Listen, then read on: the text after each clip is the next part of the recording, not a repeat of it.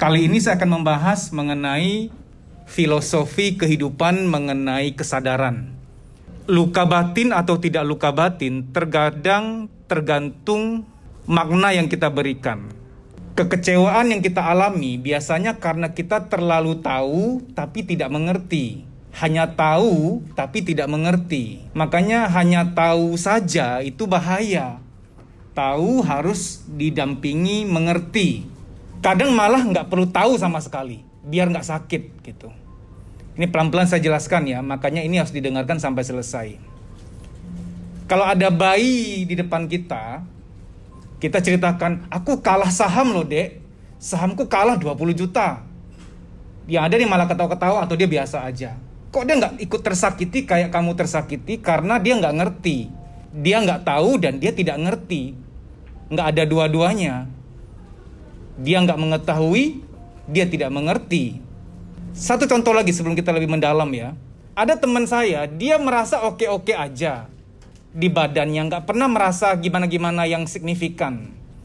Suatu saat keluarganya minta check up aja deh sekarang, kesehatan penting, check up darah keseluruhan. Cek semua kesehatan, semua aspek sampai jutaan gitu ya harganya ya. Begitu dia cek, akhirnya dia kaget ada suatu penyakit, saya nggak usah sebut karena menyebut nama penyakit bisa mensugesti. Hati-hati, kita kadang juga nonton berita, baca berita, jangan sering baca-baca berita buruk tentang penyakit, kematian, lama-lama kita parno. Pokoknya habis dia cek dia ada penyakit deh gitu. Semenjak tes darah itu, dia malah parnoan terus, kepikiran terus, yang sebelumnya nggak pernah nyeri malah jadi nyeri-nyeri terus. Hati-hati ya, saya bukan berarti meminta Anda tidak tes kesehatan, bukan. Ujung-ujungnya nanti saya mengarahkan kepada tahu harus dicampur mengerti. Tahu tok bahaya, harus dicampur mengerti. Akhirnya dia malah kepikiran, nggak bisa tidur. Tadinya oke-oke aja sebelum tes. Malah ada hal tambahan, jadi insomnia, susah tidur gitu. Karena kepikiran terus, produktivitas menurun. Nah ini kan sedikit pengantar dulu bahwa kadang-kadang mengetahui sesuatu tuh tidak perlu gimana-gimana gitu loh. Supaya kita nggak kepikiran. Mendingan gak usah tahu deh daripada beban gitu. Tapi kalau sudah terlanjur tahu gimana? Harus tambah pengertian. Supaya tahu yang sudah terjadi nggak menyakiti. Mengetahui saja tidak mengerti pasti menyakiti. Harus mengerti. Tapi mas, dalam situasi yang sangat buruk, apanya yang aku bisa mengerti supaya rasa tahuku itu tidak menyakiti? Pasti selalu ada alasan, ada pengertian yang bisa kita adopsi supaya kita nggak sakit-sakit amat. Contoh ya, ketika Anda jatuh, bangkrut atau gagal, itu vaksin buat Anda supaya ke depan Anda makin kuat. Karena prinsip vaksin dalam dunia medis pun sengaja dimasukin virus, tapi yang sudah mati, sudah dilumpuhkan, biar tubuh kita kenal dan siap untuk kedepannya antisipatif. Itu prinsip vaksin. Nah dalam dunia psikologis kan juga gitu. Kita disakiti si A, si B, si C, ya mengerti saja itu sebagai suatu vaksin buat kita. Akan ada suatu titik di kemudian hari Anda disakiti itu sudah geli-geli doang, gatel-gatel doang, udah yang nggak sejatuh sekarang, seambruk sekarang gitu loh. Tapi ada orang yang gagal divaksin. Dia divaksin tapi tubuhnya nggak mau divaksin. Dalam hal ini jiwa ya. Dia divaksin oleh masalah, jiwanya nggak berhasil menerima dengan baik. Tidak terinstalasi kekebalan jiwa yang seharusnya tertanam. Tapi malah melawan. Akhirnya tidak terjadi kekebalan yang seharusnya terbentuk. Maka ketika orang disakiti, ketika masalah datang, ketika ujian datang, ada orang yang tersiok-siok lalu jatuh.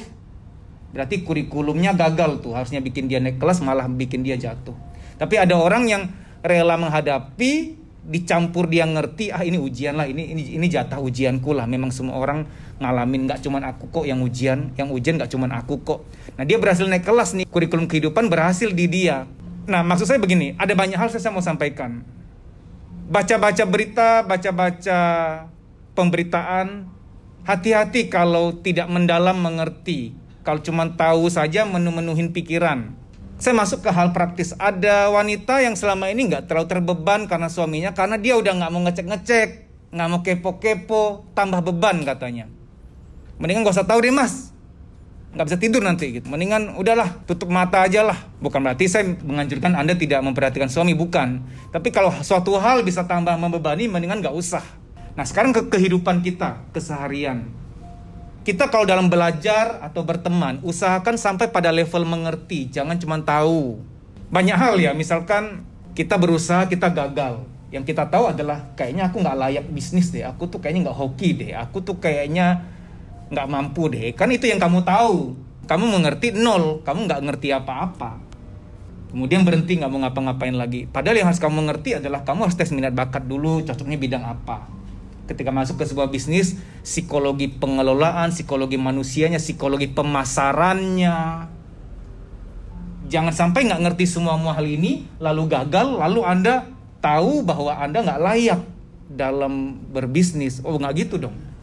Kalau semua bumbu belum dimasukin, terus Anda ngecap masakanmu nggak enak, nggak bisa dong gitu.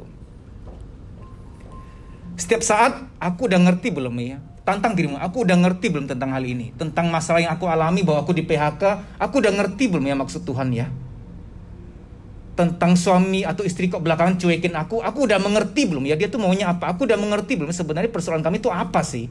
Jangan cuma main di permukaan tapi dasar lautnya aku nggak tahu nih.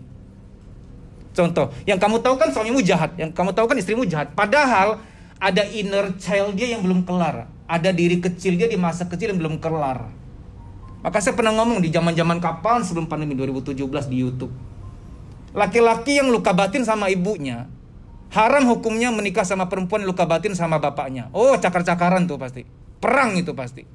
Karena kamu nggak berdamai dengan orang tua silangmu, orang tua lawan jenis. Nanti lihat istrimu, lihat suamimu, itu kayak lihat ibumu, kayak lihat bapakmu, kayak mau bales. Ini semua taraf alam bawah sadar. Alam bawah sadar tuh memang begitu. Logika berkata, aku sayang kok sama istriku, aku sayang kok sama suamiku. Tapi entah kenapa kalau pas marah tuh kayak tumpah semuanya. Tak terkendali, tak terbendung. Nah itulah alam bawah sadar. Kita tuh ada dualisme. Sisi lobby, resepsionis lobby kita tuh yang di kening ini, sisi logika, lobby. Kalau Anda masuk ke hotel ada lobbynya. Masuk ke rumah, ruang tamu itu lobby tuh. Beranda. Tapi alam bawah sadar tuh dapurnya, gudangnya. Nah, mengertilah, dengan kita mengerti itu kadang kita nggak terlalu terbeban. Termasuk untuk hal parenting. Anakku itu ya mas, kenapa sih bandel, nakal? Orang tua yang mencap anaknya nakal, bandel itu pasti cuma tahu, tidak mengerti. Hanya tahu tok. Yang dia tahu anaknya bandel, nakal, nggak sayang dia, nggak patuh sama dia. Padahal yang harus dimengerti banyak banget. Kamu udah cukup adil belum sama dia? Semenjak ada adiknya, kamu masih sayang dia nggak? Masih kasih dia prioritas nggak? Dia melihat ada suami istri cukup harmonis nggak gitu? Dia cukup melihat Anda taat aturan nggak? Jangan sampai Anda suruh dia patuh aturan tapi Anda sendiri sering nyelewengin aturan gitu. Saya mau bahas ke topik yang agak sulit. Mas, aku single mom mas. Aku sama anakku doang. Si mantan gak bertanggung jawab, dia pergi. Apa yang bisa aku mengerti dari semua ini mas? Ini pahit loh mas. Apa yang bisa aku mengerti supaya gak beban? Karena yang aku tahu aku single mom, aku gak beruntung, itu yang aku tahu. Pertama ya, anakmu ini bukan manusia biasa. Dia ditakdirkan menjadi manusia yang hebat dan unggul. Dia pasti akan menjadi penolong manusia yang lainnya. Itu pasti. Karena saya percaya sebuah hukum. Tidak ada ujian yang sembarang dipercayakan. Kalau seseorang ditakdirkan jadi orang besar, ujiannya pun besar. Amin. Nah, itu penting kita mengerti. Itu cukup menolong kita loh. Oh, ujianku sebesar ini berarti aku mau dipersiapkan nih untuk menjadi seseorang yang menolong orang lain. Itu satu untuk single mom. Anakmu ditakdirkan menjadi penolong yang akan meringankan beban orang lain. Itu yang harus kamu mengerti. Jangan cuma sekedar tahu, harus mengerti. Nah, hal berikutnya adalah kamu harus mengerti bahwa kamu tidak sendiri. Kita tuh kalau dalam masalah tuh kita kayak berasa, kayaknya aku doang deh yang serendah ini, sejatuh, seambruk ini. Wah, kamu hanya kurang banyak bergaul. Kamu hanya kurang banyak berteman. Bisa-bisa kalau kamu dicurhatin oleh seseorang nih, kamu malah bangga sekarang jadi diri kamu gitu loh. Aku mau jadi diri aku aja deh.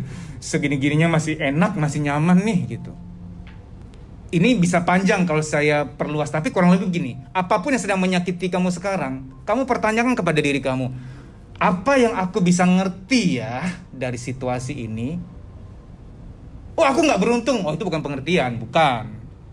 Aku emang nggak pantas bahagia. Itu bukan pengertian. Itu bukan pengertian. Itu hanya label.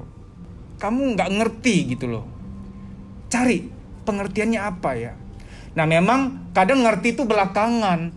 Seorang Dedi kecil dulu begitu sengsara, menderita banyak luka batin. Dulu Dedi kecil nggak ngerti apa-apa. Nggak ada yang ngajarin Dedi kecil harus mengerti ya. Nggak ada. Tersiok-siok dulu memang. Nah, Anda bersyukur hari ini ada yang ngasih suplemen dikit untuk ngingetin, oh aku harus mengerti. Nah, kami yang sudah terlanjur dewasa di ruangan ini dulu nggak ada yang mendampingi kamu harus ngerti. Apa yang bisa dicari? Apa yang bisa kamu mengerti? Nggak ada yang ngingetin. Kadang pengertian memang terlambat. Tapi Anda yang sekarang ngotot, aku maunya sekarang, jangan nanti ngertinya. Dari situasi aku yang di PHK ini, aku yang terkena suatu penyakit ini, aku yang ditinggalkan anakku, aku yang dikhianati pasangan, apa yang bisa aku mengerti ya supaya nggak beban ya, apa ya gitu. Banyak anak yang broken home DM saya, Mas kok hidupku gini amat, kenapa harus terjadi pada diriku? Kadang lihat papa mama orang lain lengkap, mereka makan ke food court, mereka lengkap.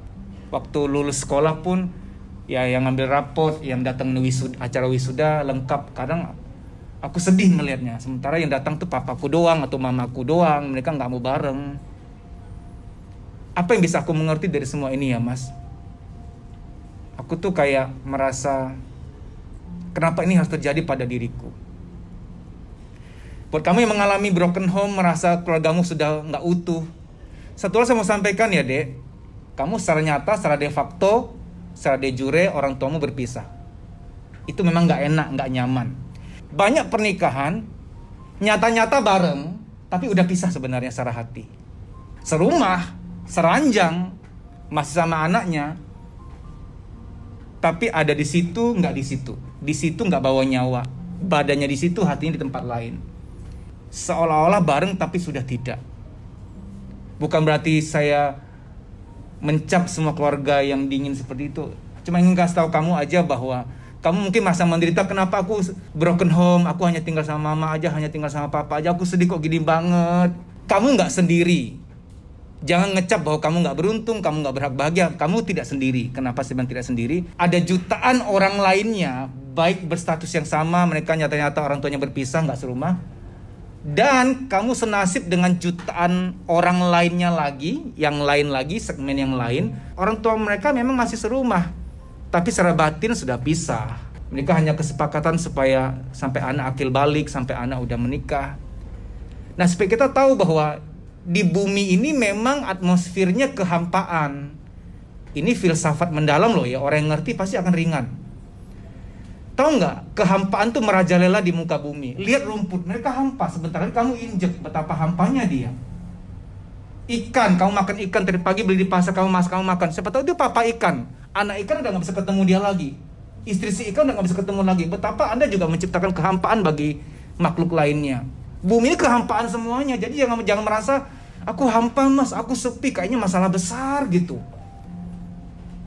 Kehampaan tuh mendunia. Jadi jangan anggap masalah besar. Wahai orang tua, kamu sedang dilanda kesepian. Kesepian akhirnya akan ada kesepian lagi. Anakmu ketika udah dewasa, udah menikah, kamu gak boleh turut campur. Malah orang tua yang baik tidak boleh tinggal di rumah menantu, tidak boleh tinggal di rumah anak, supaya gak ada masalah di antara kalian nanti bertiga. Karena gak boleh ada dua ratu di sebuah rumah. Mamanya ratu, istrinya juga ratu, bingung nih siapa yang akan lebih diratukan. Mendingan gak usah. Sesayang apapun kamu sama anak, wajib hukumnya kamu melepaskan dia secara ikhlas. Dia punya keluarga kecil sendiri, jangan turut campur. Ujung-ujung kita bakal kesepian juga kok. Nggak ada orang yang sampai akhir-akhirnya rame terus, nggak mungkin. Kadang kalau saya lagi sepi, ada kucing kawin, saya ganggu biar rame. Tapi habis itu sepi lagi gitu. Maaf, cuma guyon ya. Jadi jangan punya mindset, aku maunya nggak hampa, aku maunya nggak sepi, maunya rame terus, maunya bahagia terus. Orang yang punya paham begini adalah orang yang paling banyak terluka, dijamin. Nah, kita yang udah dewasa nih udah pasrah, nggak apa-apa, bahagia datang syukur, nggak datang ya udah. Yang gini yang malah lebih banyak didatangi ketenangan batinnya, lebih gampang tenang orang macam begini gitu loh. Bahagia datang syukur, nggak bahagia sudah. Yang gini nih orang-orang yang lebih tenang hidupnya. Saya udah di level nggak nyari bahagia, saya nyari ketenangan. Karena saya tahu bahagia itu bonus, nggak usah terlalu diharap, nggak tenang nanti hidup kita. Satu hal ya, ini mungkin sepele, tapi orang yang mau masuk menikah ini penting diperhatikan. Mas, kami mau nikah, tapi dia tanya semua masa laluku, Mas. Dia bilang dia janji kok, dia tuh cuma mau tahu aja, nggak akan dipermasalahkan. Oh, jangan. Udah pengalaman saya menangani banyak kasus begini. Jangan, nggak ada kata boleh, jangan. Nggak ada tuh istilahnya, aku mau tahu semua tentang masa lalu kamu, cuman pengen tahu aja sih, nggak akan aku ungkit-ungkit, nggak akan aku persoalkan. Oh, bohong itu. Bukan berarti tidak bermaksud berbohong, tidak. Nggak cuma perempuan ahli sejarah, laki-laki juga bisa ahli sejarah, apalagi tentang hal-hal yang penting gitu loh. Jadi kalau Anda mau menikah, ya sama orang yang benar-benar mau menerima apa adanya sekarang, nggak usah Anda diinterogasi masa lalumu. Oh, ini udah banyak, saya nangani banyak kasus ketika Anda tidak menikah, ada cekcok, ada salah paham apa, pasti diungkit-ungkit. Alah, aku juga dulu nerima kamu karena kamu udah begini kok, masih syukur-syukur aku mau. Ini banyak banget. Jadi kalau belum menikah, dia sudah wawancara ini itu, kamu pernah begini nggak? Pernah pacaran gimana? Aduh, macam-macam lah. Jangan diladenin. Kamu tantang aja. Kalau kamu emang sayang sama aku, masa laluku bukanlah hal yang penting, bukanlah hal yang harus kamu tanyakan. Kamu sayang aku nggak? Kamu terima aku nggak yang sekarang gitu? Sebagaimana aku juga terima kamu apa adanya. Nah, Anda juga jangan pernah tertarik untuk bertanya, kamu gimana dulu sama siapa aja pacaran? Oh, itu nyiksa, beneran. Jangan sok kuat kamu. Oh, aku kuat kok Mas, nanti aku cuma mau tahu doang. Aku ikhlasin. Oh, jangan. Nggak bisa. Udah sebenarnya nggak bisa. Jangan sok kuat, jangan sok hebat. Di pernikahan tuh penyakit paling bahaya tuh penyakit ungkit-ungkit. Bukan yang mengungkit yang dia mau. Dia pun nggak mau, tapi otak tuh memang gitu loh. Demikian ya. Semoga video ini bermanfaat. Kamu bisa follow Instagram saya deddysusanto.pj_official. Di story itu ada jadwal training, silahkan dicek. Kalau kotamu termasuk di jadwal, WA nama peserta ke nomor panitia tersebut di kota itu untuk mendaftar. Kita kan mau membaik nih, mau meningkatkan kualitas hidup. Karena jangan-jangan luka-luka batin itulah yang membatasi, menghambat mental kita untuk maju. Sehingga mengalami yang namanya menunda pekerjaan, ragu ngambil keputusan, minder, mood swing, tidak sekreatif dulu lagi, negatif thinking, susah tidur, badan gampang capek, ada nyeri-nyeri nggak jelas di pundak, di perut, di dada, di kepala, dan lain-lain sebagainya, psikosomatik. Psikosomatik adalah, psiko itu jiwa, soma itu badan. Psikosomatik artinya ada beban-beban di jiwa, baik yang terpendam maupun yang disadari, ketika secara akumulatif sudah penuh, dia nitip taruh beban di badan. Ada yang nitip taruh beban di kepala, jadilah migrain, rambut rontok, pelupa, insomnia, pikun dini, dan lain-lain sebagainya. Kalau ketombe karena salah sampo ya, beda jurusan itu, beruah kakak. Ada orang yang ketika jiwanya sudah penuh, jiwanya itu nitip taruh beban di perut, jadilah mah, nyeri head berlebihan, nafsu makan tinggi, nafsu makan rendah, dan lain-lain sebagainya. Saya nggak mau sebut nama-nama penyakit lain yang wah ya. Tidak baik menyebut nama-nama penyakit seperti itu karena dapat mensugesti. Saya sebutkan hanya gejala-gejala kesehatan yang sering dialami oleh kita semua, yang ringan-ringan. Time doesn't heal. Waktu tidak menyembuhkan. Kita perlu berusaha untuk memulihkan diri kita. Ada doa, ada usaha, harus seimbang. Kalau ternyata setelah kamu lihat jadwal di Instagram saya, tidak ada kotamu terdaftar di situ, apa boleh buat kamu ikut training secara pribadi. Ini coaching pribadi, nanti via WA call dengan saya. Tapi harus daftar dulu. Nah, daftarnya agak beda. DM, Instagram, kuliah psikologi. Daftar di situ DM dulu. Bilang bahwa kamu mau daftar training private, coaching private. Baik demikian ya, semoga informasi ini bermanfaat. Terima kasih.